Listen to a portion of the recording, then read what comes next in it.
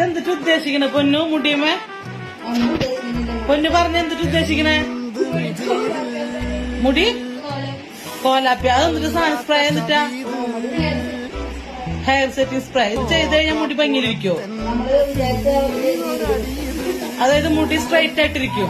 നീ ഇപ്പൊ ഒന്നും മനസ്സിൽ വിചാരിക്കുന്നത് അതുപോലെ നിൽക്കുമല്ലേ? നീ വിചാരിക്കുന്നത് അങ്ങനെ ഭയങ്കര ശിവനെ കണക്ക് ജടാകായിട്ട് എന്തായാലും ആ കുപ്പിയിലത്തെ തീർന്നിട്ടുണ്ട്. അവളല്ലോ ഇതാണോ നീ പറഞ്ഞ ആ സംഭവം? കണ്ണിൽ കാണാതിരിക്കാൻ